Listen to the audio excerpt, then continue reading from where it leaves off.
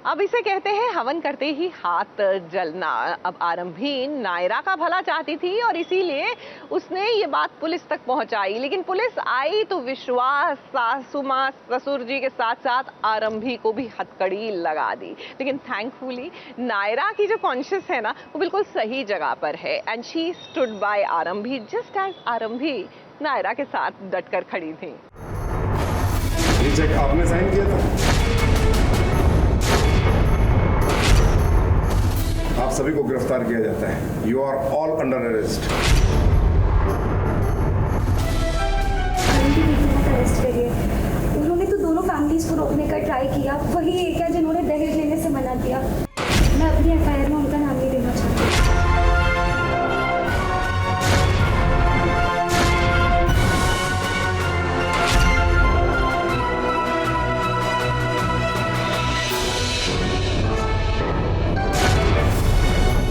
आरंभी के हाथों में अब चूड़ियां नहीं बल्कि हथकड़ी है, क्योंकि आरंभी के ससुराल वालों ने ऐसा कांड किया है जिसकी वजह से न सिर्फ विश्वास डिंपल बल्कि आरंभी को भी इसकी सजा भुगतनी पड़ रही है। अब दहेज लिया आरंभी की सासू माँ डिंपल और उसके पति विश्वास ने, लेकिन देखिए पुलिस सबको गिरफ्तार कर रही है।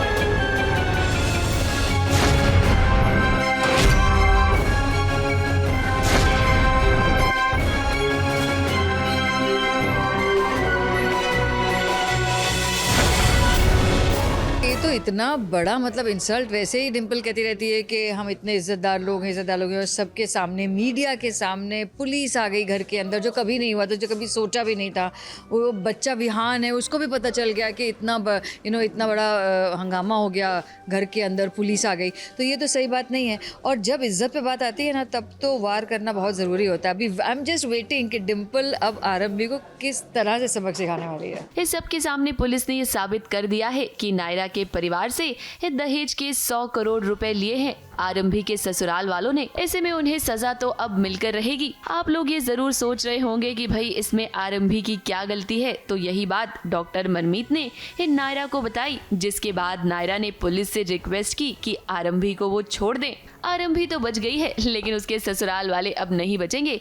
विश्वास, डिंपल और आरंभी के ससुर जी, इन सभी को अब जेल की हवा खानी पड़ेगी। ये चेक आपने साइन किया था? आप सभी को गिरफ्तार किया जाता है। You are all under arrest. आरंभी दीदी मत अरेस्ट करिए। उन्होंने तो दोनों फैमिलीज को रोकने का ट्राई किया, वही एक है जिन्होंने दहेज लेने से मना किया। मैं अपनी एफआईआर में उनका नाम नहीं देना चाहती। डिंपल का शक तो हमेशा आरंभी पर ही जाता है। वो आरंभी के अलावा कुछ हो ही नहीं सकता है, कोई नहीं कर सकता ये। बाकी सब बहुत अच्छे हैं, आरंभी ही गड़बड़ कर सकती है। और अब तो शक ये भी होने लगा कि जो डीसी है ये बार बार सबको उकसा क्यों रहा है कि आप इनको गिरफ्तार कर लो, इनके खिलाफ सबूत इकट्ठा कर रहा है, सब कर रहा है। समझ में नहीं आ रहा है कि ये डीसी का प्रॉब्लम क्या है। अब पुलिस ने इन्हें अरेस्ट तो कर लिया है, लेकिन इतनी आसानी से डिंपल हार तो नहीं मानेगी। डिंपल को तो यही लग रहा है कि ये सब कुछ आरंभी की वजह से हुआ है, इसीलिए अब वो आरंभी से बदला लेने की कोशिश भी करेगी। मुंबई से विशाल शर्मा के साथ ABP news report.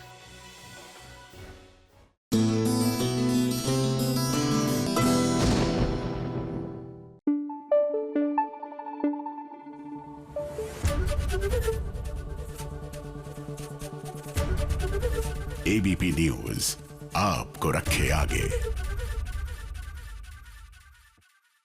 Adarsh Vidyalaya के नाम सुनते ना हमें अपने बचपन की यादें पूरी ताज़ा हो जाती हैं। किस तरह से मस्ती करते थे और जो फेवरेट दोस्त होते थे उनके साथ ही हम स्कूल आते थे जाते थे। आज इनसे पूछेंगे बचपन की यादें कुछ ताज़ा होगी। जब आपके सामने प्रोजेक्ट आया तो सबसे पहले कहते हैं ना मैम कि बचपन की पूरी यादें आ जाती है सामने। बेस्ट फ्रेंड, तो मैं सबसे पहले स्टार्ट यहीं से करूँगा। आप लोग का बेस्ट फ्रेंड कौन था स्कूल का चड्डी बड्डी, जिसके साथ आप टिफिन भी शेयर करते थे, लड़ाई भी होती थी, मिलते भी थे? प्लीज़ मैम आपसे। अर्चना मैम। मेरी एक बेस्ट फ्रेंड थी अन्नू कारवाल।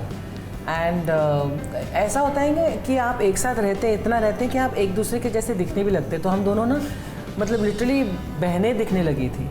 अनफॉर्चुनेटली कॉलेज में हमारा, even though we went to the same college, suddenly we stop being best friends. But वो जो 8-10 साल हम लोग एक साथ थे तो एक जैसे हेयर स्टाइल, मैं अगर कोई स्वेटर मम्मी बुनती थी मेरे लिए तो वो वो बोलती थी मुझे भी वैसा ही स्वेटर चाहिए। इनफैक्ट इतना हो गया था कि मेरे डार्क सर्कल्स होते थे जब बचपन में, तो और वो बहुत गोरी चिट्टी थी, मैं नहीं थी, तो वो उसने ना क्या करती है काजल लेती थी हल्का सा और डार्क सर्कल बनाती थी अपने। मतलब आई सडनली रिमेम्बर दिस कि हमारा इतनी दोस्ती थी। देवेंद्र सर? मुझे मेरा एक दोस्त याद है, मनीष। तो मैं तो घर से टिफ़िन ले जाया करता था, पोहा और उपमा और पराठा वगैरह। हाय और पर वो बाय द टाइम रिसेस होती थी तो ऑब्वियसली वो ठंडे हो जाते थे। लेकिन ये जो मनीष है वो उसका घर स्कूल के बहुत पास में था, तो हर बार वो रिसेस में घर जाता था और गरम गरम खा के आता था और बताता था कि आज तो ये खाया, आज तो ये खाया। और मुझे बहुत जलन होती थी, बहुत जलन होती थी।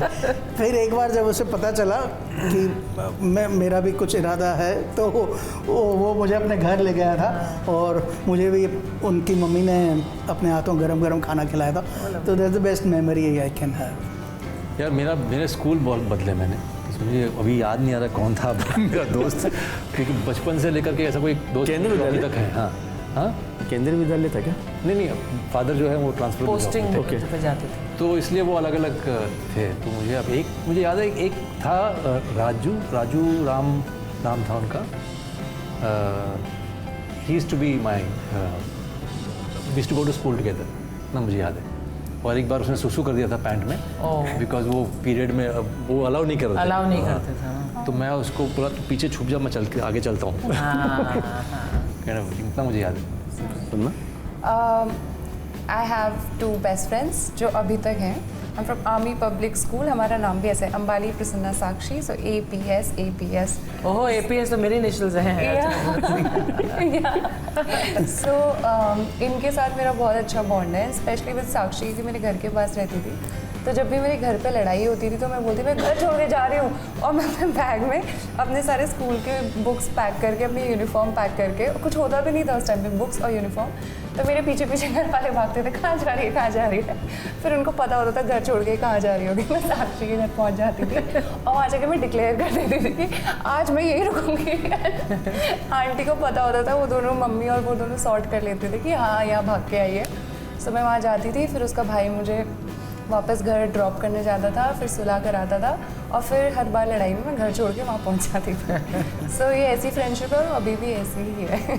आज भी भाग के जाती है? अभी भी भाग जा लिजिट। अब जब भी मैं घर जाती हूँ ना, मेरी मम्मी से एक ही चीज़ में लड़ाई होती है, वो है आई एम लिटिल मेसी। तो मैं जाते ही थोड़े कपड़े यहाँ वहाँ फैल जाते हैं, तो मम्मी बोलती है अभी ठीक क्या था, why do you even enter my room if you don't like it. तो बोलती है कि नहीं, तो मैं भागना बोलती हूँ ठीक है मैं घर छोड़ के जा रही हूँ, और मैं साक्षी के घर मिलती हूँ। बड़ा कोइंसिडेंस आपने ये पूछा, तो मेरा जो स्कूल का बेस्ट फ्रेंड था, देवेश नाम है उसका, वो ही एजुकेशन सेक्टर में काम कर रहा था इतने सालों से। तो उसी से बात करते हुए तकरीबन 5 साल पहले ये आइडिया तभी आदर्श बाल विद्यालय का तभी आया था कि क्योंकि वो स्कूल्स में काम कर रहा था, गवर्नमेंट स्कूल्स में, तो वो बताता था कि ये सारी चीज़ें देखिए स्कूल में ऐसा हुआ। तो मुझे लगता था वाह ये तो बड़ी अच्छी दुनिया है, ये तो स्क्रीन पे बड़ा फ़नी लगेगा बहुत। और जिस तरह से वो बताता था काफ़ी सारे नुआंसेस थे उसमें। तो I think he served also as the research consultant for the show, तो उससे बहुत हेल्प हुई शो। क्या सर, टीचर्स होते हैं ना, एक इंस्पिरेशन देते हैं हमेशा। आपके लाइफ में ऐसे कौन से टीचर है जिसने आपको इंस्पिरेशन दिया हो लाइफ के लिए या एक्टिंग के लिए?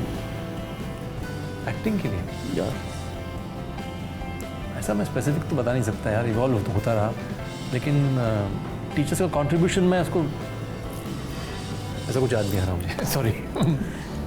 आप सभी में से स्कूल बंक करके कोई भागा है मतलब लंच टाइम में? स्कूल बंक किया मतलब घर से निकले स्कूल के लिए, लेकिन स्कूल तक नहीं गए, वहीं से किया हुआ एक बार, बट बहुत बड़ा अफसोस है कि नहीं किया, बिकॉज सब लोग बोलते हैं यार हम बंक करके यहाँ जाते थे, हमने कभी बंक का ख्याल भी नहीं आया दिमाग में, नेवर थॉट इट। मैं तो राह देखता था कि कब स्कूल जाऊँ। ये होनहार बच्चा, आदर्श बालक। एक्चुअली मैंने ट्यूशन बंक किया है, मैंने स्कूल कभी बंक नहीं किया है, और वो भी मैंने बहुत रिग्रेट किया है। अच्छा बंद करके ट्यूशन बंक किया। क्यों? पहली बार तो रिग्रेट क्यों किया? पहली बार कोशिश करी जो कि पढ़ाया आज था वो कुछ तो exam बंक में। करके देखती हूँ, उसमें भी पकड़ी गई। अच्छा, अब तो पकड़े गए होने का रिग्रेट है। हाँ, फिर मम्मी लोग बोलते कहाँ थी, अब मैं क्या बताऊँ, मैं दिन भर घूमती रहती थी। ऐसे मैं क्रिकेट खेलने जाती थी, कुछ भी रैंडम, उसने कहा मैं दिखाने भी ले गई यहाँ इन बच्चों के साथ, क्योंकि मैंने उनको देखा था क्रिकेट खेलते हुए। अच्छा, ऐसा कभी हुआ मतलब कि जब स्ट्रगलिंग टाइप था सभी लोग का, हम होता ही है, तो एक होता है ना कि यार मैं जब पैसे कमाऊंगा तो इस जगह घूमने जरूर जाऊंगा, तो आपके लाइफ में ऐसा था कभी कि इस जगह जाना हो, आप घूम के आए हो? अब मेरे तो मुंबई था भैया, उस टाइम तो बॉम्बे बोलते थे। फॉर मी, फॉर छोटा शहर इतने डेकेड्स अगो, देहरादून, अब सोचना कि मैं कभी बम्बई जाऊंगी, ये ही मेरे लिए एक बहुत बड़ा सपना था। फॉरगेट फिल्म इंडस्ट्री में काम करना, तो I never thought I would ever visit Bombay. Can you imagine? That's where I came from. And ऐसा नहीं कि we didn't belong to an economically strong family, ऐसा नहीं था कि पैसे की वजह से, बट जस्ट उस टाइम ट्रैवल इतना कम होता था, और अगर आपका वो शहर इतना दूर है तो आप जाओगे ही क्यों, यू नो। सो तो बॉम्बे तो हम आ ही गए। देवेंद्र सर, कुछ याद है आप लोगों को? क्या सर कि आज इस जगह जाने लगे, जा नहीं पा रहे कहीं घूमने के लिए? अच्छा, नहीं जा पाए। Mumbai was the attraction always, है ना? ऑलवेज। अच्छा, स्कूल में सभी ने हालांकि मस्ती की होगी, आपने ऐसी कौन सी मस्ती की जिसपे पेरेंट्स को बुलाना पड़ गया हो, या फिर डांट पड़ी हो स्कूल के अंदर, या मार पड़ी हो? कुछ ऐसी मस्ती किया हो आप लोगों ने बचपन में? मैंने बक्सा तोड़ दिया था किसी के बच्चे का। बक्सा? हाँ, बिकॉज हाँ नहीं वो अटैची केस नहीं होता ना, वो एक बक्से में used to bring his books and all that, तो उसने मेरा टिफिन बॉक्स को गिरा दिया था एक बार। तो तुमने बक्सा तोड़ दिया? बक्सा तोड़ दिया, उसके पेरेंट्स आ गए थे। अच्छा, मेरे पेरेंट्स स्कूल आए थे। अच्छा, डांट पड़ी थी? हाँ, मार पड़ी थी? खूब सारा। मेरी मदर को एक बार बुलाया था प्रिंसिपल ने। एक लड़की ने कंप्लेन की थी कि मैंने उसके ऊपर वो होली के दिनों में स्याही डाल दी थी, तो मेरी मम्मी को बुलाया था और कंप्लेन की थी। तो मेरी मम्मी भी ताजुब होगी कि कि मैं बहुत अच्छा very good type, typical nerdy type लड़का था। तो मम्मी को भी विश्वास नहीं हुआ, पर प्रिंसिपल ने बुलाया, फिर कैबिन में गए और मैंने कहा कि मैंने नहीं डाली है स्याही, वो लड़की को बताया, पर कुछ संजोग ऐसे पीछे मैं ही था और उसको लड़की को लगा कि मैंने डाला है। तो फाइनली हमारी क्लास टीचर को बुलाया गया, रंजन मिस को, तो उन्होंने वाउच किया कि ये देवेन जो है वो ऐसा लड़का है, वो कभी ऐसा कर ही नहीं सकता। मतलब भोला वाला, मतलब कि इनोसेंट बन जाओ, कुछ हो नहीं सकता। प्रसन्न, आपने कभी कुछ? मैं कॉपी नहीं बनाती थी बचपन से, मुझे कॉपीज़ बनाना एक काम लगता था, टास्क लगता था। तो हिंदी की ना सबकी कॉपीज़ चेक हो रही थी कि सबने कॉपी बनाई है ना, और एक प्रॉपर चेकिंग होती है। मैंने तो कभी कॉपी नहीं बनाई बचपन से, तो मैंने जल्दी से बैठ के रात को अपने पड़ोसी से काम करवाया, आजा काम कर, मैं तुझे चॉकलेट दूँगी। तो उसने पूरा काम वाम किया, लेकिन उसने आधे में छोड़ दिया, फिर मैंने खुद काम किया। तो जब मैं काम करती हूँ तो फिर अच्छे से करती हूँ, like good hand writing, good diagrams and all of that. Like वो पोएम्स में ड्राइंग बनानी होती थी साइड पे, और खुद ही चेक कर दी, मैम की सिग्नेचर बना के खुद टिक करके चेक किया और सबमिट कर दिया कि देखो मैम मेरा तो काम पूरा है। तो मेरी हिंदी की टीचर इंग्लिश की टीचर को दिखाती कि देखो इसका काम कितना नीट है, ठीक है। और इंग्लिश की टीचर बोलती है मैम ये आपकी साइन नहीं है, ये तो शायद उसने बनाया है। तो मैं पकड़ी गई, लाइक ओ शिट, और पकड़ी भी क्यों गई, क्योंकि काम अच्छा था। तो फिर उसके बाद उन्होंने बोला बेटा आप अपने पेरेंट्स को बुला के लेके आओ। तो मैंने बोला मैम पापा तो आ नहीं सकते, पापा is busy all the time, even my mother can not come, she is busy, आप प्लीज़, वो आ ही नहीं सकते, दे आर वर्किंग। तो फिर उन्होंने बोला ठीक है, उन्होंने मेरी डायरी मंगवाई और डायरी में कंप्लेन कर दिया कि आपकी बेटी ने ऐसा किया। उन्होंने बोला पापा की साइन चाहिए इसमें। मैं बोला ठीक है, पापा के भी साइन? पापा की सिग्नेचर बनाने में क्या है। नेक्स्ट डे मैंने पापा की सिग्नेचर किया और मैंने बोला मैम पापा ने सिग्नेचर कर दिया। कहते नेक्स्ट टाइम मत करना ऐसे। Okay ma'am. टीचर भी कितनी भोली होंगी जिनको समझ नहीं आया कि मेरी साइन कर सकती तो पापा कर ही सकती। पापा की साइन करके दे दिया। आपके कोई? आई थिंक एक बार मैंने ऐसे प्रैंक कॉल किए थे दोस्तों को। मतलब आवाज़ बदल के मैं कॉल करता था और मतलब एक लड़की को कहीं ऑडिशन के लिए बुला लिया था। एक मेरे दोस्त को परेशान कर रहा था, तो मैंने उसको शहर के दूसरी तरफ बोला था कि वो गाता अच्छा था, तो मैंने कहा था मैं म्यूजिक प्रोड्यूसर हूँ, यहाँ पे आ जाओ। हाँ। तो वो सुबह संडे को पापा के साथ उस तरफ गया और फिर वापस आया, बैठा रहा कि कोई बड़ा म्यूजिक प्रोड्यूसर आएगा, मेरे से बात करने, और कोई आया नहीं। अब पर उसको पता है कि तुमने फाइनली बोला? पता चलेगा। अब पता चलेगा। सालों बाद ये मेरे फ्रेंड ने भी किया है, कास्टिंग डायरेक्टर बन के कॉल किया है, और पहले एकदम ऐसे इतने खतरनाक सवाल पूछे कि this is a big project and all of that. It's like finally sir audition क्या कहना है? मैंने बोला आपको साउथ इंडिया में लाश बनना है। What? एक आधे घंटे तक ऐसे बोलते रहे, वो मेरे दोस्त थे। Don't give ideas to people यार, ऐसे प्लीज ऐसे प्रैंक कॉल बिल्कुल मत करना। अच्छा, कौन से टीचर थे जो पसंद थे आप लोगों को, और कौन से टीचर जो बिल्कुल ही नापसंद है? मतलब देख रहे थे भाई आज तो मेरा मर्डर करने वाला है, और डर सबसे ज़्यादा लगता था उसी टीचर से। मेरा कोई ऐसा टीचर नहीं था जिसको देखकर मैं डरती थी या नफरत करती थी। नफरत तो थी। सबसे क्लास मॉनिटर तो नहीं थी आप? हैं? क्लास की मॉनिटर तो नहीं थी? मैं तो स्कूल की प्रीफेक्ट थी, मैं मेडिकल नहीं बनाया मुझे शुक्र है। बट हमारे टीचर्स इतने खतरनाक और खौफनाक भी नहीं होते थे, सबको बहुत ज़्यादा रिस्पेक्ट करते थे हम लोग। I think that one thing was there. अगर उनको कोई पेट नेम या निकनेम ऐसा देते भी थे तो मजाल है कि हम उनके मुंह पर ऐसी कोई डिसरिस्पेक्ट दिखा दें। सो मेरा तो नहीं था, तुम बताओ, तुम भी बड़े आदर्श बालक थे अपने। हाँ, मैं आदर्श बालक था, पर हमारी संगीत टीचर थी, तो वो कुछ गाना गाती थी और हमको फिर रिपीट करना होता था, तो बहुत ही वो सीरियसली जलेबीना मचली जले व्हाटएवर समथिंग तो हम सब बच्चे रिपीट करते थे, और बहुत ही सीरियस ऑलमोस्ट क्लासिकल टाइप था। और मैं गाते गाते ना मैं एक बैठ नहीं सकता अभी भी, आई कॉन्स्टेंटली कीप डूइंग समथिंग और द अदर। हाँ, तो वो ऐसे गा रही हैं और चले, और हम लोग रिपोर्ट गए, पूजानी चड्डी पे क्या हो रहा है? Because you keep Very funny. क्या सर? प्रश्न क्या था आपका, मैं भूल गया। कोई बेस्ट टीचर जो आपको अभी नहीं, हमको तो यार अभी बहुत साल हो गए, तो इसलिए मुझे सभी सारे टीचर्स अच्छे लगते हैं। अभी मुझे उस वक्त हो सकता है कि मुझे लगा हो कुछ, even maybe I am forgetting. और मेरा क्या है, मैंने कहा ना कि मैं स्थिर नहीं था एक स्कूल में, तो मुझे बड़ा मुश्किल होता कौन से वाले टीचर्स को, अभी कौन सा तीसरा स्कूल वाला था कि सेकंड स्कूल वाला था, आई डोंट रिमेंबर एनी। मैं शैतान बहुत थी, लेकिन मैं सारी टीचर्स की बहुत रिस्पेक्ट करती थी और उन सबसे डरती थी। वो डर होता है जो रिस्पेक्ट वाला डर होता है, सबसे वो मैं हमेशा मेंटेन करती थी। बट एक टीचर थी हमारी केमिस्ट्री की टीचर, तो because I come from a small town, Almora Uttarakhand का छोटा सा शहर है और बहुत खूबसूरत है। तो वहाँ पे क्या होता है, अगर आप और स्पेशली जब तुम्हें प्यूबर्टी हिट करती है एंड तुम थोड़े बड़े होने लगते हो ना, you want to like make your hair, like wear your hair in a certain type, different type. तुम्हें क्लोथ्स में भी एक्सपेरिमेंट करने का मन करता है, ये करता है, वो करता है। सो हमारी मैम जो थी वो बोलती थी, कभी मार्केट में हमें दिखती थी ना, हम गोल घूम जाते थे, एंड वो स्कूल आके यही बोलती थी कि बेटा तुम जहाँ भी जाओ ये मत बोलना, 4 आके घूमती है मेरी, हर जगह आके घूमती है। एंड उनको सब पता होता था कि कौन लड़की कहाँ घूम रही है, कौन लड़का कहाँ बात कर रहा है, कैसे क्या हो रहा है। तो उस चीज़ में बहुत डर लगता था कि स्मॉल टाउन है तो सबको पता होती है स्टोरीज।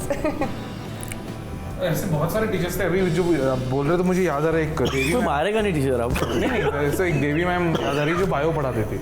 तो ऐसा जो सीरीज में भी है एक एपिसोड जहाँ पे ह्यूमन रिप्रोडक्शन पढ़ाना होता है, जो सबके साथ ऐसा ऑकवर्ड एक वो था। तो उस दिन सारे बच्चे बहुत थे कि अरे आज मैम की टांग खींचेंगे, वैसे वाला था। और मैम बहुत स्ट्रिक्ट थी, और मैम एकदम स्माइल नहीं करती थी, बहुत वैसे पढ़ाती थी। पता नहीं उस दिन क्या हुआ, मैम एकदम स्माइल करती हुई, तो हम स्माइल से ही थ्रोन ऑफ हो गए।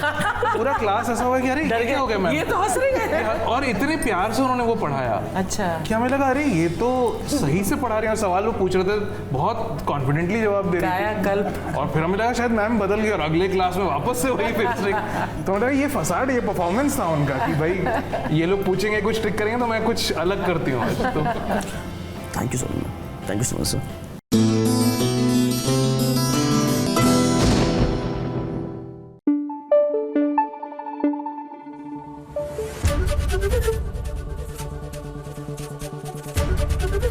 एबीपी न्यूज आपको रखे आगे। सीरियल बरेली के बच्चन, यहाँ पर संगम जो है ना वो थोड़ी सी कंफ्यूज है। क्या है कि शादी तो हो गई, अब जिस भी परिस्थिति में हुई, घर वाले उसके बाद शादी की रिसेप्शन रख रहे हैं, लेकिन संगम को ये लगता है, और एक तरह से सही भी लगता है, कि ये शादी तो is not like a proper शादी, ये ठीक परिस्थिति में नहीं हुई और इसलिए वो वापस हॉस्टल जाना चाहती है। लेकिन घर वालों का मन रखने के लिए क्या संगम रुक जाएगी रिसेप्शन के लिए?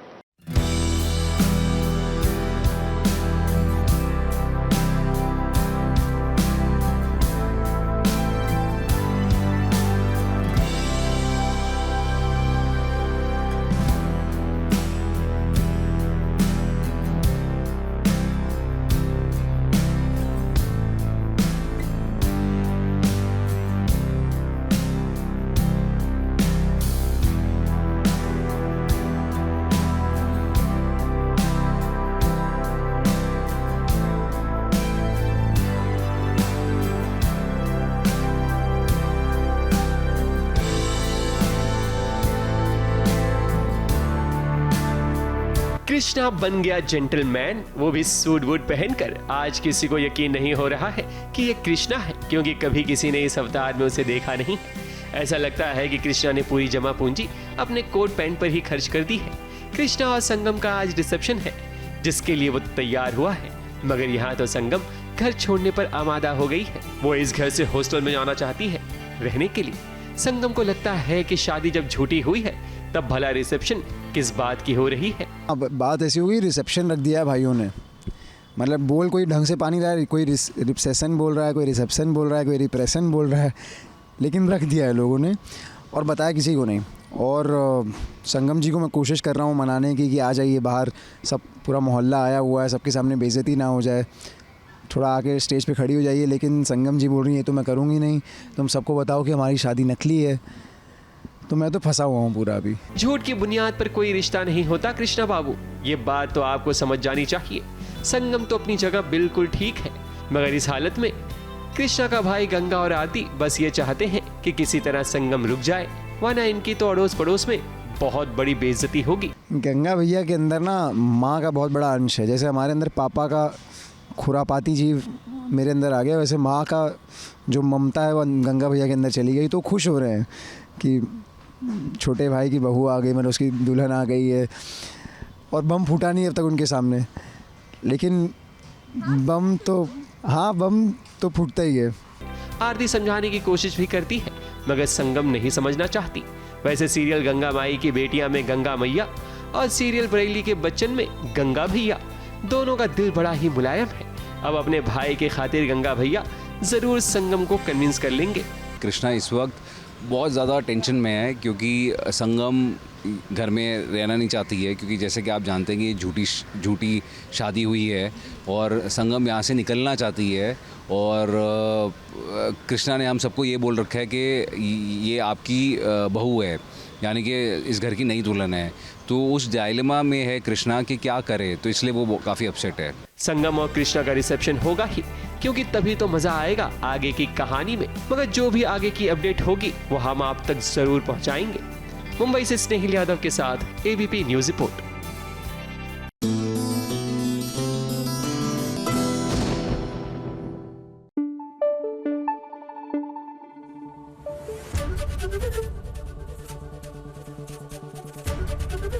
एबीपी न्यूज आपको रखे आगे।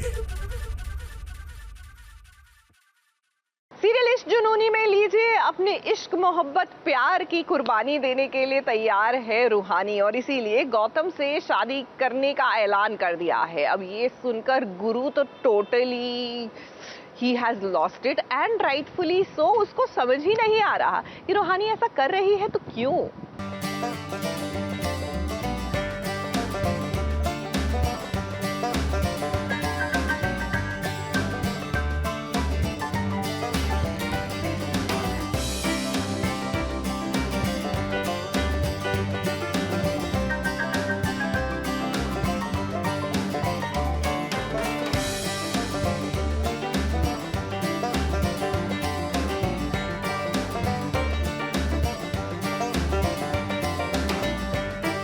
फिल्मों में भले ही हीरोइन को थप्पड़ से नहीं बल्कि प्यार से डर लगता हो, लेकिन यहाँ रूहानी को प्यार से नहीं बल्कि इस चाकू से डर लग रहा है जो गुरु ने उसके गले पर रख दिया। एक गुरु का दिमाग आज प्रेशर कुकर की तरह गर्म हो चुका है। पहले उसने रूहानी के गले पर चाकू रखा और फिर देखिए जब रूहानी नहीं डरी तो अपने गले पर।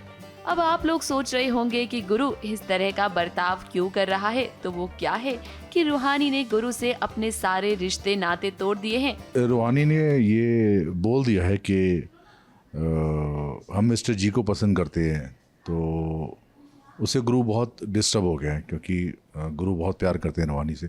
तो ये सीन अभी हम कर रहे हैं, इसमें हम देख रहे हैं कि रूहानी भागती हुई आ रही है और टेबल से टकरा के गिर जाती है और पीछे पीछे गुरु चक्कू लेके आते हैं। तो वो कुछ ऐसा कुछ होता है कि वो शायद उसे मारने के लिए दौड़ रहे हैं, तो उस समय गौतम बीच में आ जाते हैं। रूहानी गुरु को बताती है कि मतलब उनका कोई रिश्ता नहीं है उनके बीच में, और क्योंकि ये हम ये दिखाना चाहते हैं कि गुरु और रूहानी के बीच में कितनी प्रॉब्लम्स हो रही हैं और गुरु को कैसे और डे बाय डे मैं कैसे तकलीफ़ दे रहा हूँ उसको, क्योंकि उसने कुछ पिछले एपिसोड्स में मेरी बहुत बेइज्जती की थी, तो उसका एक एक करके मैं बदला ले रहा हूँ, तो वो भी दिखाया जा रहा है। रूहानी ने ले लिया है 360 डिग्री टर्न और गुरु का साथ छोड़कर अब वो गौतम से शादी करने वाली है। ये देखिए ना, सबके सामने रूहानी ने गौतम को गुरु से बचाया भी और फिर सबके सामने ये अपना और गुरु का मैरिज सर्टिफिकेट भी जला दिया। ये सब देखकर तो कोई भी यही सोचेगा कि रूहानी ने गुरु को बहुत बड़ा धोखा दिया है, लेकिन हमें ऐसा नहीं लगता है। अब भले ही रूहानी अपने मुँह से कुछ ना बोले, लेकिन उसकी फीलिंग्स को हम अच्छे से समझते हैं। ये सब कुछ जानबूझकर कर रही है रूहानी गुरु को बचाने के लिए। अब आप जानते ही है ना कि अभी अभी जेल से बाहर आया है गुरु और रूहानी को पता चल गया है कि जब तक वो गुरु के साथ रहेगी तब तक गौतम इसी तरह एक गुरु की राहों में कांटे बिछाता रहेगा। गौतम से कहते हैं गुरु के, भाई हमारी तो ऑलरेडी शादी हो चुकी है, तुम कैसे शादी कर सकते हो।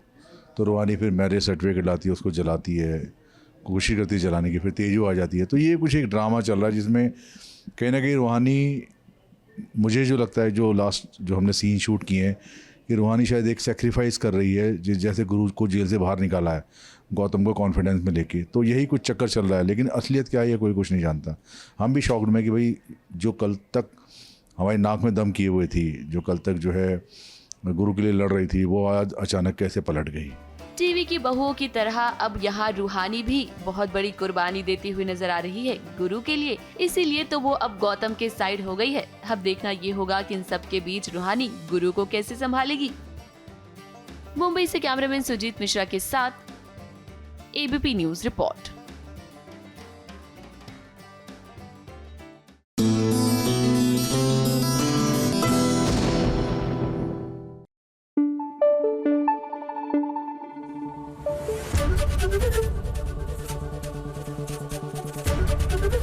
एबीपी न्यूज आपको रखे आगे।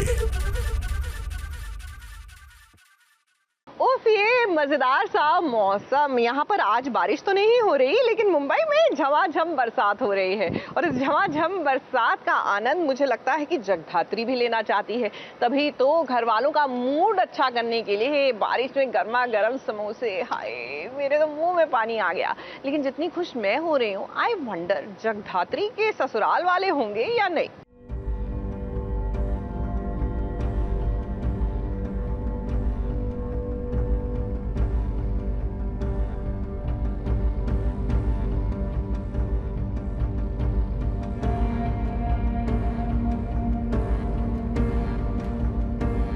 घर वालों की नाराजगी दूर करनी है। फिर ऐसे में जगधात्री ने सोचा कि चलो गर्मा गर्म समोसे बना देती हूँ। शाम का वक्त है, चाय के साथ गर्मा गर्म समोसे देखकर सबका मन खुश हो जाएगा और जगधात्री को माफी मिल जाएगी। सोचा तो कुछ ऐसे ही था जगधात्री ने, लेकिन ऐसा हुआ नहीं।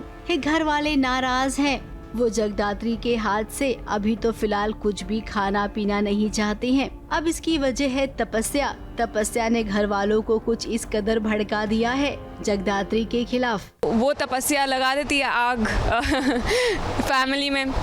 कि मैंने तो मना भी किया था, बट ये जगधात्री ने पब्लिश करवा दिया। एंड जगधात्री वहाँ पर शॉक्ड है कि कब पब्लिश करवाया, मैंने पब्लिश करवाया, तूने मना किया था, मतलब हो क्या रहा है। There is a lot of confusion and बस पर क्रक्स इतना है, बात इतनी है संक्षेप में कि जो भी हुआ उसका सारा ब्लेम जो है वो जगधात्री पर आ गया। अब महेश देशमुख ने अपने बेटे शिवाय के लिए एक माफीनामा लिखा था। जगधात्री ने केवल उस माफीनामे में थोड़े से अपने वर्ड्स ऐड कर दिए और फिर तपस्या ने क्या किया, उसके हाथ वो माफीनामा लगा तो उसने उसमें छेड़छाड़ कर दी और उस लेटर को पब्लिश करवा दिया अखबार में। लेटर था जो कि महेश काका ने लिखा था शिवाय के लिए, अपॉलॉजी टू माय सन करके है, और वो उनको उस लेटर के ज़रिए बता रहे हैं कि शिवाय का जो एग्जिस्टेंस है उनके जीवन में वो कितना ज़्यादा महत्वपूर्ण है, ये बता रहे थे। और ये लेटर जो है वो मैंने थोड़ा बहुत एडिट किया होता है जिससे कि बाबा महेश काका की जो इमोशंस हैं वो और अच्छे से आ सकें। अब अखबार में महेश देशमुख के खिलाफ इतना कुछ छप गया कि बिजनेस वाले नाराज हो गए। इसका असर सब जगह पड़ रहा है और गुस्सा निकल रहा है जगधात्री पर, क्योंकि तपस्या ने सारा ब्लेम जगधात्री पर डाल दिया। ये आर्टिकल रिलीज हो गया है और रिलीज हुआ भी है तो सेम वर्ड टू वर्ड नहीं हुआ। ऐसे जो शब्द हैं उनको मरोड़ा गया है कि बहुत ही गंदा इम्प्रेशन पड़ता है महेश काका पे कि उन्होंने बहुत ही ज़्यादा निगलेक्ट कर दिया है अपने बच्चे, क्योंकि ये इतने बड़े बिजनेस टाइकून्स हैं देशमुख्स, तो उनका इम्प्रेशन मार्केट में भी डाउन हो गया है। महेश काका को अच्छी नज़रों से नहीं देखा जा रहा और इसका सारा रीज़न समझते हैं कि इसके पीछे जो भी हुआ है वो जगधात्री का हाथ है। अब ये तो तपस्या की पुरानी आदत है, घर में सभी को पता है, लेकिन कोई तपस्या को कुछ नहीं कहता है। फिलहाल अब जगधात्री परेशान है कि कैसे अपने घर वालों को समझाए। अब जगधात्री ऐसा ही होता है, बहू का फर्ज निभाना इतना आसान नहीं है, बल्कि देश का फर्ज आप निभा लेती हैं। यहाँ पर आपके लिए चैलेंजेस देश को संभालने से भी ज्यादा हैं। मुंबई से प्रिया धवड़े के साथ एबीपी न्यूज रिपोर्ट।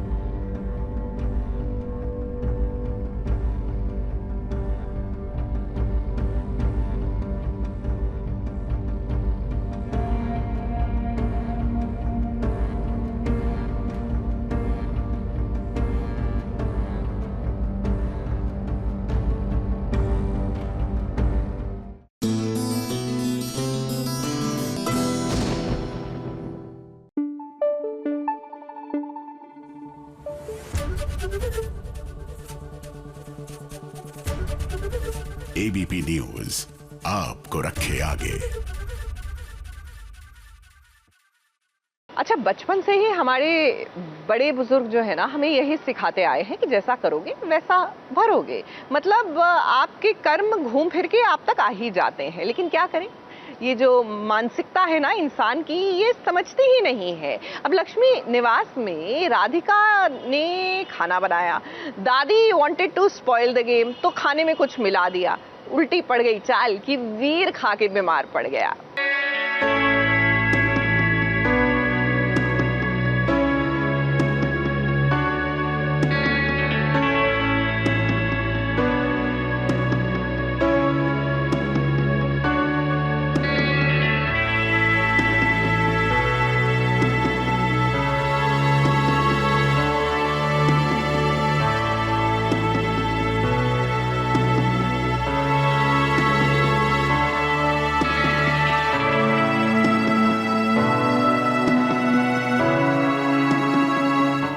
के दिल में बेटे के लिए हमेशा से ही प्यार होता है।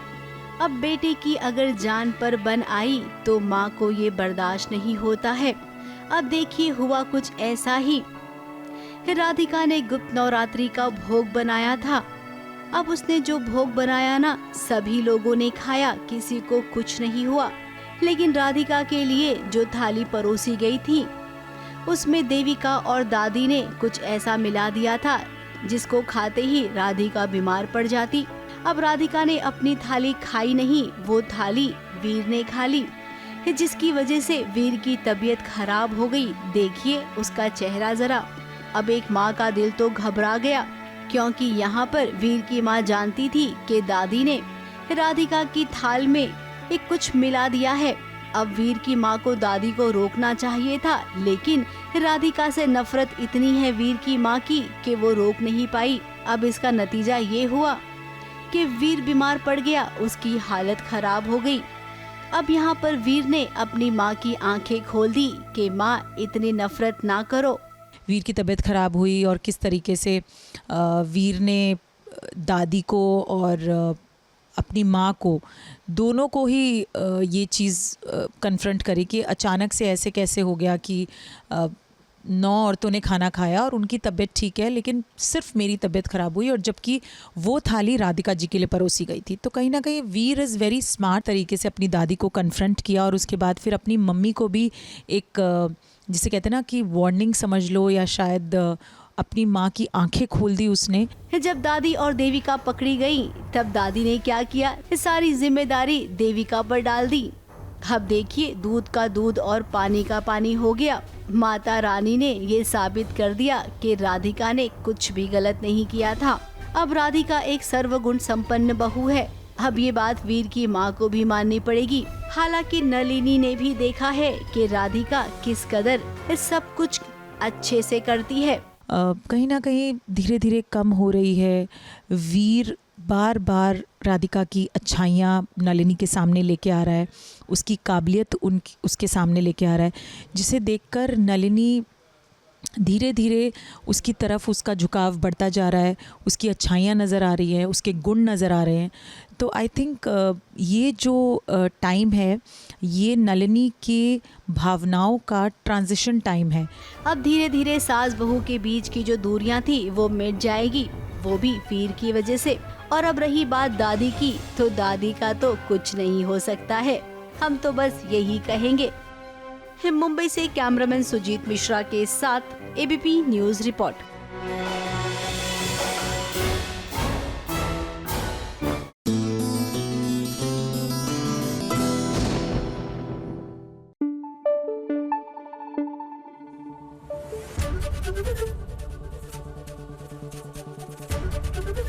एबीपी न्यूज आपको रखे आगे।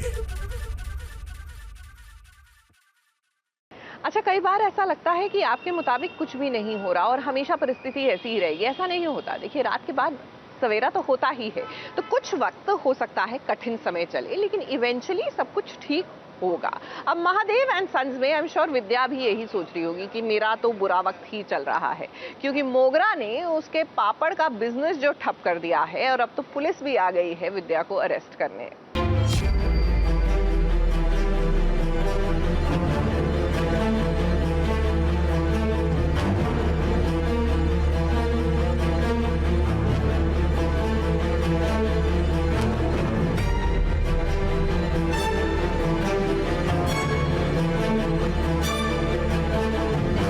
महादेव पापड़ बनाने का बिजनेस शुरू किया था विद्या ने। उसका केवल इतना सपना था कि वो आत्मनिर्भर बनना चाहती थी। विद्या के इस सपने में नर्मदा और रज्जी ने भी बराबर से साथ दिया था। तीनों ने मिलकर कितनी मेहनत की थी। महादेव पापड़ बस बाजार में आया ही था कि जैसे ही लोगों ने उसे खाया, लोगों को फूड पॉइजनिंग हो गई। अब पुलिस महादेव के घर आई है और सबको अरेस्ट करने की बात कर रही है। पापड़ का बिजनेस जो इन्होंने अभी अभी शुरू किया था, उसे बंद कर दिया है। पुलिस इसलिए आई है, मेरी बहुओं ने मेरे को फंसा दिया। मेरी तीनों बहुओं ने मिल के फंसा दिया। नहीं, मजाक कर रही हूँ। पुलिस इसके लिए आई है, मुझे भी नहीं पता पुलिस क्यों आई है। और उनको हमारे पापड़ खाने से फूड पॉइजनिंग हो गई, तो मुझे नहीं पता किसने किया होता है फूड पॉइजनिंग। यूनिटी मतलब हम त्रिदेवी हैं ना, तो तीन स्त्रियां जिंदाबाद। अब मोगरा ने कोशिश तो की थी कि पापड़ में वो कुछ ऐसा वैसा मिला दे जिसके चलते इनका बिजनेस बंद हो जाए। अब मोगरा तो अपनी चाल में कामयाब नहीं हुई थी, लेकिन बिस्वा और यश ने वो कर दिया जिसके बारे में नहीं सोचा होगा रज्जी ने भी। ये बाकी के जितने पापड़ हैं सब सीज करो, ये लैब जाएंगे चेकिंग के लिए। चलिए, और बाकी का जितना पापड़ का आटा है सब सीज करो, साथ में जितना भी सामान है सब उठाओ, सब जब्त करो फटाफट। इन्होंने कुछ नहीं किया। जी हाँ, जहाँ तक हमें लगता है कि ये काम किसी और ने नहीं है बल्कि बिस्वा और यश ने ही की है। हम थे उनके साथ, अब हमारी बात से जरूर कोई गलतफहमी हुई है। प्लीज एक बार देखिए हमारी बात। देव तो सपोर्ट ही नहीं कर रहे विद्या को किसी भी आलम में, तो नहीं पता अभी महादेव सपोर्ट करने आएंगे कि नहीं, बट आई होप कि महादेव आए सपोर्ट करने विद्या को, क्योंकि विद्या की लास्ट होप जो है, आखिरी सहारा, वो महादेव ही है, ऐसे भी और वैसे भी। उनमें मुसीबतें तो आती ही हैं, फेस करना सीखो, और क्या कह सकती हूँ। अब रज्जी खुद इसकी जांच पड़ताल करेगी, फिर पता लगाएगी और गुनहगार को पुलिस को सौंपेगी। अब अपनी सास का सपना पूरा करने के लिए बहू रानी को ये करना ही पड़ेगा।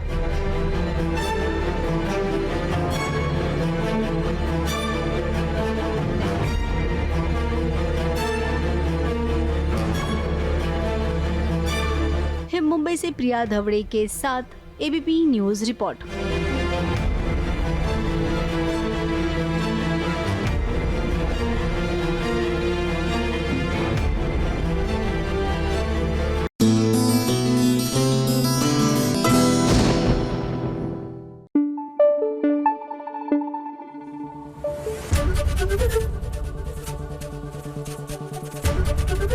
एबीपी न्यूज आपको रखे आगे। देखिए, personally I am of the opinion कि आप किसी से प्यार करते हैं ना तो be there for them, but then देखिए I have learn this and I have come to this conclusion with years of experience. लेकिन हर बार ऐसा हो जरूरी नहीं है। Sometimes you need to even show your affection, जैसे कि पहली बार राध्या ने किया इजहार मोहब्बत। जी हाँ, actually she showed her affection on प्रथम।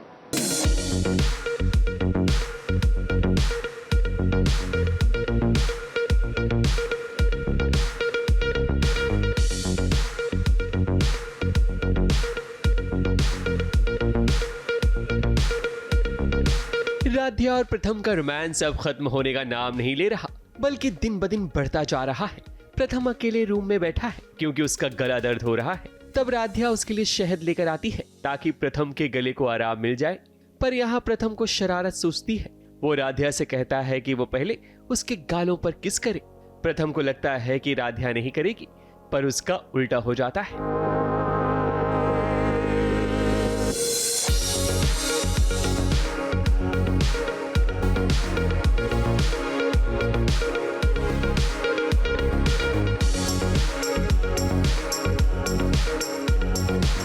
प्रथम बोलता है कि आप गाल पे किस करने के लिए कहता है, एंड मतलब फ्लर्ट कर रहा होता है बेसिकली, बट उसे मतलब 100% नहीं होता कि राध्या करेगी, बट राध्या कर देती है। And I think it's a very beautiful moment कि फर्स्ट टाइम राध्या और प्रथम के बीच में कुछ थोड़ा सा रोमांटिक एंगल ऐसा है कि राध्या ने प्रथम को किस किया। राध्या भी धीरे धीरे खुलने लगी है। वो अपने इमोशंस को जाहिर करने लगी है। प्रथम और राध्या का प्यार अब एक दूसरे के लिए नजर आता है, क्योंकि अगर राध्या के सिर में दर्द हो तो प्रथम उसे हेड मसाज भी देता है। यही तो प्रेम होता है। मगर वहीं जो परिवार प्रथम के घर आया है वो तो सब चोर निकले। अब हाल ही में जो घर से चांदी की प्लेट चोरी हुई थी उसे किसी और ने नहीं बल्कि कलावंती के बेटे ने चुराई थी। तभी तो वो उसकी धुलाई कर रही है, मगर इसलिए नहीं कि उसने चोरी की, बल्कि इसलिए कि चांदी की प्लेट की जगह उसने मिट्टी के बर्तन क्यों रख दिए। उसे एल्यूमिनियम के बर्तन पर चांदी का रंग चढ़ाकर रखना चाहिए था। सवाल यही किया जा रहा है कि बबलू ने जो बर्तन चोरी किए थे मंदिर से और उसके बदले नकली बर्तन रख दिए थे, चांदी के बर्तन चुरा लिए थे, और उसके बदले उसने मुझे नहीं बताया कि ये मिट्टी के बर्तन लेके आया है। जो एंगेजमेंट के दिन, सगाई वाले दिन, मैंने ही वो डांट खिलवाने के लिए तेल गिरा के उसको राध्या को गिराने की कोशिश की और उसमें बर्तन टूट गए। तब पता चला कि फंस मैं गई हूँ उसमें। बेसिकली उर्मी बुआ की एंगेजमेंट थी और राध्या ने उसके बीच में बोल दिया था कुछ क्या बोलते हैं, हमारे जो उनके जो हस्बैंड है उनकी फैमिली के लिए बोल दिया था कि शायद से हमारे बर्तन जो चांदी के गायब हुए हैं वो उन लोगों ने ही लिए हैं। तो उस वजह से सबने राध्या को बहुत सुनाया। प्रथम ने थोड़ा साथ दिया, लेकिन प्रथम को भी बात गलत लगी, लेकिन उसने कुछ बोला नहीं, तो सब ने उसे सुनाया। लेकिन आज आके लास्ट में एंगेजमेंट हो गई, वो लोग भी मान गए, कोई लड़ाई नहीं हुई, कोई कुछ नहीं हुआ। बट राधा को उसी बात का बुरा लग रहा था कि मेरे पापा को राधा की वजह से उनके आगे हाथ जोड़ने पड़े। राधा और प्रथम की नजरों से कलावंती की कला ज्यादा दिन तक नहीं छुप सकती, क्योंकि आज नहीं तो कल सबके सामने इनकी पोल खुल ही जाएगी। मुंबई से कैमरामैन प्रकाश पाटिल के साथ एबीपी न्यूज रिपोर्ट।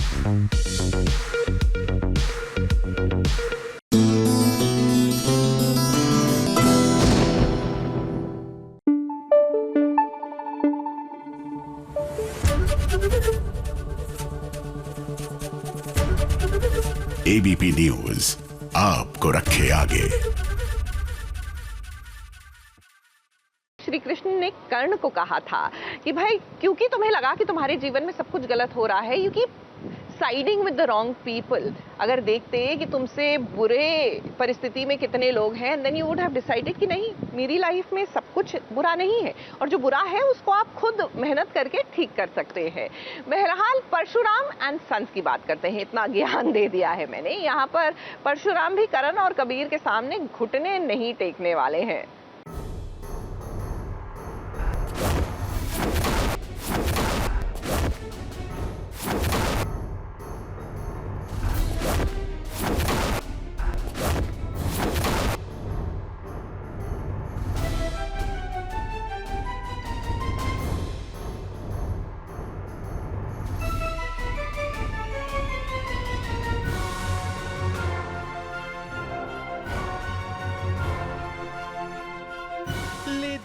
ले दनादन अभी फुटबॉल वर्ल्ड कप मैच खत्म हुआ है, मगर आज शिव प्रसाद कबीर के साथ अलग ही स्टाइल में फुटबॉल खेल रहा है। अब क्या है कि खेल कोई भी शुरू हो सकता है, बस मैदान मिलना चाहिए। करण अपने बेटे कबीर और बहू आराध्या के साथ आता है ताकि चिंटू को बहला फुसलाकर अपनी ओर कर सके। महान प्लेयर है चिंटू, तो उसको तो एक बड़े कोच के साथ ट्रेनिंग मिलनी चाहिए, बड़े स्टेडियम में खेलना चाहिए, उसे स्टेट लेवल पे खेलना चाहिए। हम भी यही चाहते हैं बेटा कि तुम भी स्टेट लेवल पे खेलो। करण चाहता है कि चिंटू कोर्ट न जाए, उसके बेटे के खिलाफ कोई गवाही न दे। सिर्फ तुम्हें एक काम करना, कोर्ट मत जाओ। लेकिन ये बच्चा मानने से इनकार कर देता है। नहीं, मुझे कुछ भी नहीं चाहिए, अभी मुझे बस खेलना है। तब कबीर को गुस्सा आ जाता है, जिसके कारण वो बच्चे को फुटबॉल से मारने ही जाता है, मगर सही समय पर वहाँ शिव प्रसाद पहुँच जाता है। फिर वो कबीर की ऐसी धुलाई करता है कि उसकी नानी याद आ जाती है।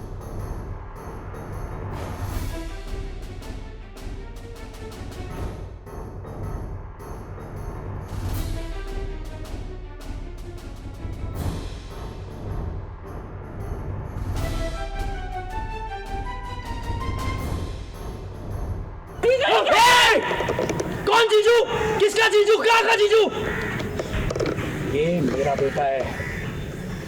किसी ने भी आँख उठा करके देखी ना उसकी तरफ, आंखें नोच लूंगा और बाहर फेंक दूंगा। करण को अब कहीं ना कहीं शक हो गया है कि शिव ही परशुराम है, इसलिए वो शिव से भी जांच पड़ताल करने की कोशिश करता है। मगर उसे जब शिव प्रसाद से कोई लीड नहीं मिलती, तब वो शिव प्रसाद का सच जानने के लिए बाजार में जाता है। वहाँ सब्जी वाला शिव प्रसाद के बारे में जैसे ही बताने वाला होता है, वापस बोलो कौन?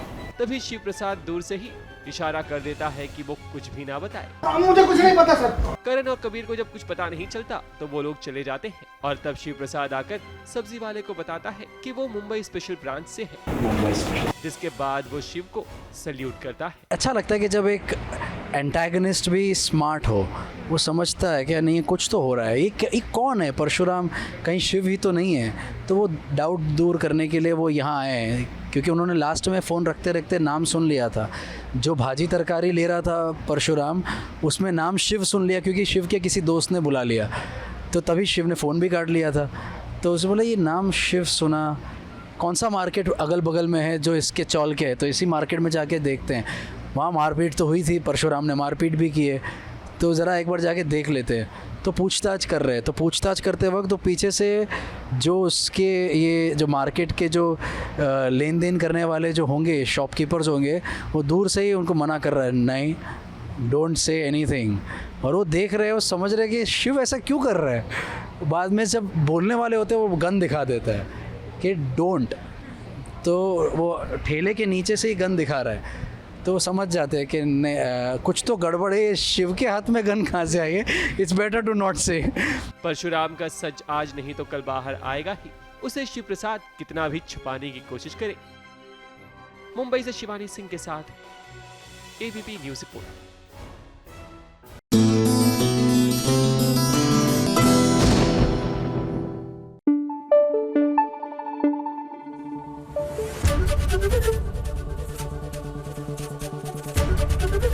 एबीपी न्यूज आपको रखे आगे। जो यंग लोग हों या युवा हों वो गलत है ये ज़रूरी नहीं है। कई बार जो युवा है ना वो बड़ी पीढ़ी को भी अच्छी सबक और अच्छी बातें सिखा देती है। जैसे कि ये रिश्ता क्या कहलाता है में अरमान, जी हाँ, फूफा सा को इस खेल के जरिए किस तरह उन्होंने सबक सिखाया, ज़रा देखिए।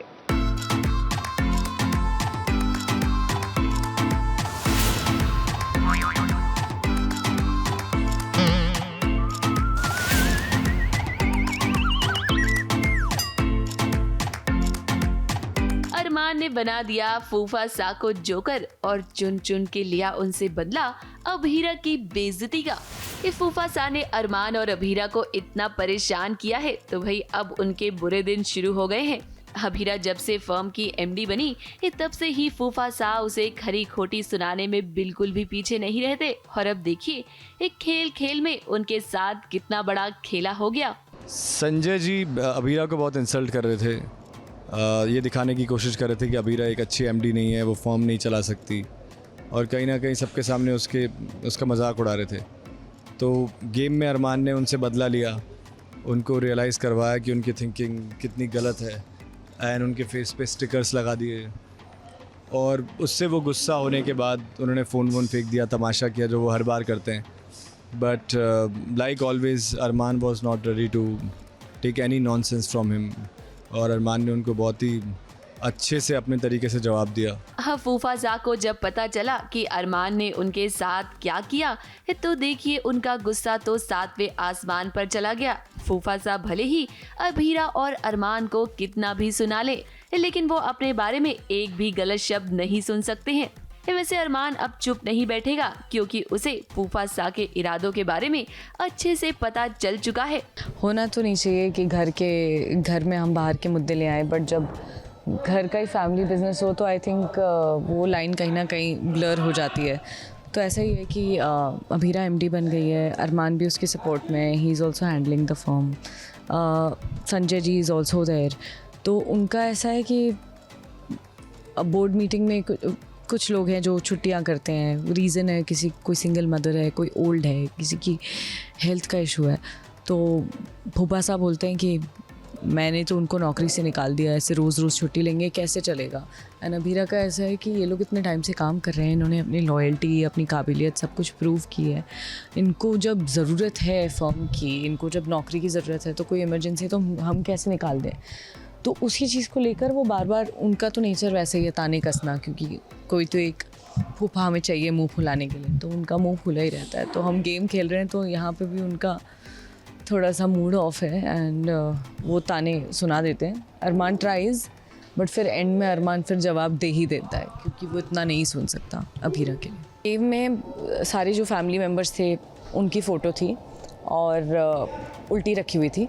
आपको जो भी प्लेयर आएगा उसको उठाना है और माथे पे लगाना है, बाकी सबको दिखाना है, तो सबको पता है वो कौन है। अब वो किसी भी एक इंसान को चूज़ करके उससे पूछेगा कि बताओ मुझे इसके बारे में, मतलब जैसे ट्रेट्स, जैसे अभीरा के बारे में होगा तो बड़बड़, तो वैसा, तो वो ताकि गेस कर पाए कि कौन सा इंसान है। आने वाले ट्रैक में अब एक तरफ जहां अरमान, अभीरा और फूफा सा की कहानी आपको देखने को मिलेगी तो वहीं शो में नए ट्रैक की शुरुआत भी होगी। जब कहानी में नया परिवार आएगा तो ड्रामा और भी ज्यादा बढ़ जाएगा। मुंबई से प्रिया धवड़े के साथ एबीपी न्यूज रिपोर्ट।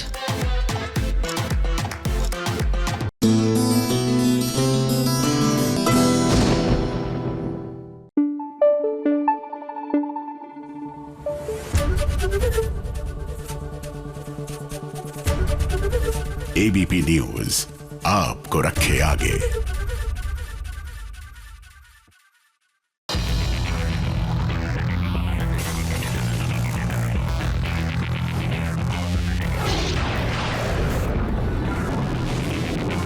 सभी के लिए टीवी सीरियल्स के स्पॉयलर्स लेकर हम आ गए हैं। तो चलिए सबसे पहले बात करेंगे इस सीरियल क्योंकि सास भी कभी बहू थी की अब अपने दोनों बेटे करण और गौतम को एक करना है। तो देखिए तुलसी ने इसके लिए क्या नई तरकीब निकाली। एक करण के दोस्त को शादी में बुलाया ताकि करण को वैष्णवी और नकुल की शादी में शामिल होना पड़े। अब जब दोनों परिवार साथ आएंगे तो दोनों के बीच की दूरियां भी दूर हो जाएंगी।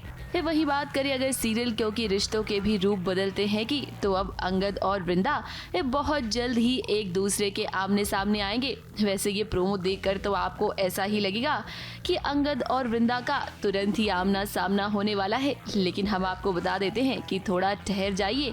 अंगद और वृंदा का सामना जरूर होगा, लेकिन उससे पहले एक कहानी में थोड़ा सस्पेंस क्रिएट किया जाएगा जो कि हम शो में इतने दिनों से देख ही रहे हैं। तो superstar Avi as a celebrity तुम्हारी अपने फैंस के लिए कुछ जिम्मेदारियां भी हैं।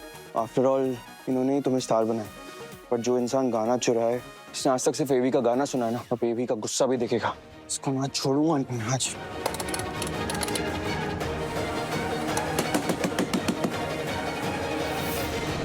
अगली अपडेट आपको देते हैं सीरियल अनुपमा की। अब अनुपमा कंपटीशन हार गई है और ये बात प्रेम और राही को तो अच्छी लगनी चाहिए, लेकिन ऐसा हो नहीं रहा। श्रुति और गौतम दोनों ही अनुपमा की हार की खुशियां मना रहे हैं, लेकिन वहीं प्रेम और राही को बिल्कुल भी अच्छा नहीं लग रहा है। अब यहीं से इनके बीच का जो रिश्ता है ना, वो धीरे धीरे ठीक होगा। एक बार फिर से अनुपमा का साथ देंगे प्रेम और राही। अम्मा जी, आपने जो अमेरिका में इंटरनेशनल कुकिंग शो जीता था, आखिर आज उसका क्या मतलब रह गया है? क्योंकि आज आप एक लोकल कंपटीशन से बाहर हो गई हैं।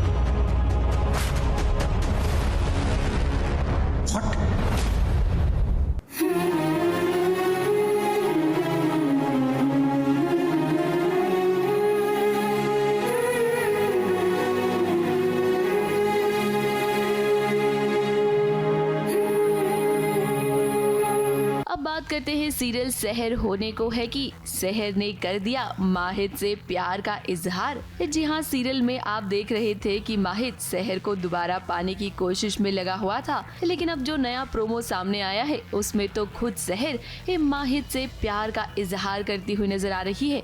ये प्रोमो देखकर तो आपको ऐसा ही लगेगा कि सहर और माहिद के बीच सब कुछ ठीक हो गया है।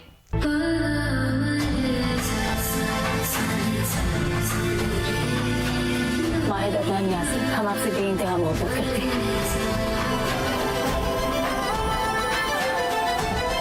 अब फैंस शो में यही तो देखना चाहते हैं, सहर और माहिद का रोमांस। ऐसे में मेकर्स भी दोनों को करीब लाने की कोशिश में जुट गए हैं। अगला स्पॉइलर हम आपको देते हैं सीरियल तुमसे तुम तक का। मीरा की चाल में यशवर्धन बुरी तरह से फंस गया है और अब हर्षवर्धन ने फैसला लिया है कि यशवर्धन सबके सामने मीरा से माफी मांगेगा। ये कहानी अब जिस तरह से आगे बढ़ रही है, फिलहाल सबको ऐसा ही लग रहा है कि इसमें गलती यशवर्धन की है, लेकिन हम आपको बता देते हैं कि आगे चलकर अनु सच का पता लगाएगी और खोलेगी मीरा की पोल। ब्रेकिंग न्यूज, वर्धन इंडस्ट्रीज से इस वक्त की सबसे बड़ी खबर। कंपनी के चेयरमैन आर्यवर्धन के छोटे भाई यशवर्धन ने कंपनी की vice president miss Meera Mehta को ऑफिस में मोलेस्ट करने की कोशिश की। यश, माना कि तुमसे गलती हुई है, पर अब इस गलती के लिए माफी भी मांगनी पड़ेगी ना। हम उन्हें मीरा मैम के घर लेकर जा सकते हैं? ट्रेन ले गया था मीरा, क्या पर वो नहीं थी, पता नहीं कहाँ चली गई। तो अब सिर्फ मीरा के सामने नहीं, पूरी दुनिया के सामने माफी मांगेंगे। चलिए अब बात करते हैं सीरियल जूही मुई की। जूही मुई की आने वाली कहानी में आप देखेंगे कि जूही अपने अंकल उत्तम का पर्दाफाश करेगी, वो भी सबके सामने। उत्तम का सच सबके सामने लाने के लिए जूही एक जाल बिछाएगी। जूही के जाल में फंस जाएगा उत्तम और सबके सामने ये सच आ जाएगा कि वो केस लड़ने के लिए लोगों से रिश्वत लेता है। कोर्ट रूम में रिश्वत फंगस की तरह घूम रही है। हम फंगस की जड़ तक पहुंचेंगे। हम कोठारी को 20,000 रुपए देंगे। नोटों पे एस्क्यूलेंट सोल्यूशन लगाएंगे, यूवी लाइट जलाएंगे। जिसने वो नोट छुए होंगे उनके हाथ चमकेंगे। रे हो जाइए शुरू। अरे वकील है हम लोग, कोई टुच्चे क्रिमिनल्स नहीं है। ABP news report.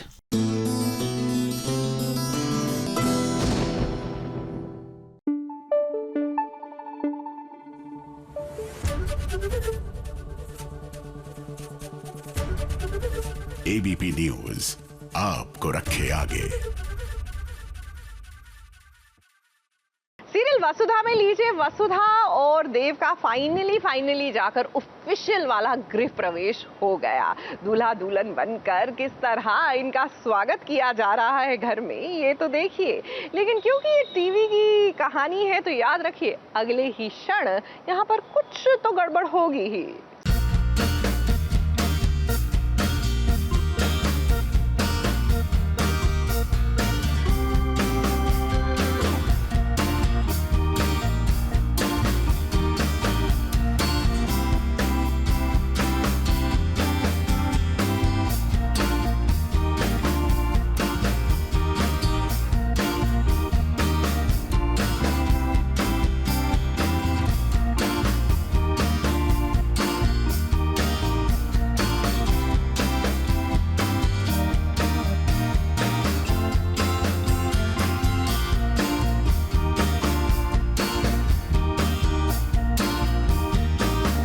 कोई तो नजर उतार लो आज देव और वसुधा की, कहीं इन्हें हमारी ही नजर न लग जाए। ये वसुधा और देव की खुशियों को तो कई बार नजर लगी है, लेकिन फाइनली ये वसुधा का सपना पूरा हो गया, चंद्रिका देवी की बहुरानी बनने का। अपने हाथों से आज वसुधा और देव का गृह प्रवेश करवा रही है चंद्रिका देवी। तो बताइए ये भला इससे बड़ी खुशखबरी की बात और क्या हो सकती है।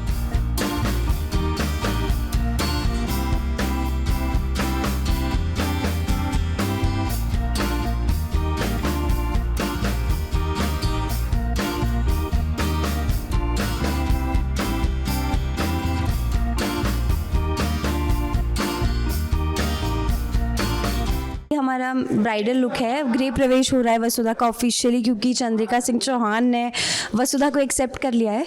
और एक बार फिर हमने ब्राइडल लुक में शूट किया है। जी, दादी साहब की जो शर्त थी कि वसु को मासा अपना लें, वो पूरी हो गई है और वसु ऑफिशियली अब इस घर की बड़ी बहू बन चुकी है। तो उसीलिए हम सब तैयार हुए हैं एज़ यूजुअल। हम वसु का फेवरेट रेड और मेरा वाइट, और हम अच्छे लग रहे हैं। देव और वसुधा को देखिए, आज तो ये दोनों किसी राजा और रानी से कम नहीं लग रहे। ये दुल्हन की तरह सज कर तैयार हो गई है वसुधा। अब जाहिर सी बात है कि आज उसके लिए बहुत बड़ा दिन है। ये तो सुंदर तो उसे लगना पड़ेगा। वैसे वसुधा का गृह प्रवेश तो पहले भी दादी ने करवाया है, लेकिन इस गृह प्रवेश की बात थोड़ी अलग है। चंद्रिका देवी ने पहली बार सबके सामने वसुधा को अपनी बहू माना है। सबके सामने चंद्रिका देवी ने वसुधा को घर की चाबियां भी दे दी। अब यहाँ दादी सा को तो ऐसा ही लग रहा है कि चंद्रिका देवी ने उनकी तीसरी शर्त भी मान ली, तभी तो वसुधा को अपनी बहू माना। लेकिन हम आपको बताना चाहेंगे कि कहानी में थोड़ा सा ट्विस्ट है। चंद्रिका देवी ने ये सब कुछ किया है दादी सा की जान बचाने के लिए। अब दादी सा ने शर्त रखी थी कि वो डॉक्टर के पास तभी जाएंगी जब चंद्रिका देवी वसुधा को अपना लेगी। तो हम आपको बता देते हैं कि ये सब कुछ ना चंद्रिका देवी और वसुधा की प्लानिंग है। घर की बड़ी हूँ तो सब इज्जत करते हैं और उसका मैंने फ़ायदा भी बहुत उठाया है। और चंद्रिका जैसी शख्सियत को मतलब ऐसे अपने सामने लाके खड़ा किया है। और इज़्ज़त तो वो बहुत करती है, प्यार भी बहुत करती है, मान भी बहुत देती है। अपनी शख्सियत से बढ़ के वो मतलब मेरा मान रखती है और मेरी हर बात मान रही है। तो उसके ना मानने का एक जायज़ कारण था। ये सपना मेरे देखते देखते शायद 2 बार पूरा हो चुका है। एक बार मैं उसका गृह प्रवेश अपने रणकपुर में भी करवा चुकी हूँ, एक बार यहाँ भी करवा चुकी हूँ, एक बार अब तीसरी बार उसका गृह प्रवेश हुआ है और ये फाइनल गृह प्रवेश है।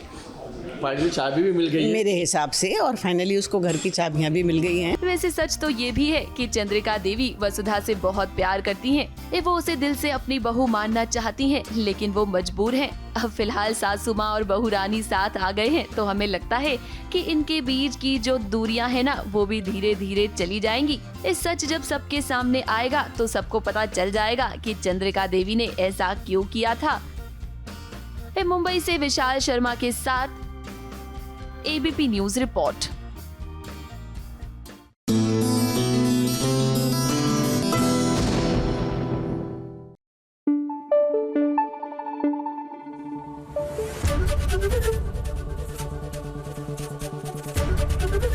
एबीपी न्यूज आपको रखे आगे।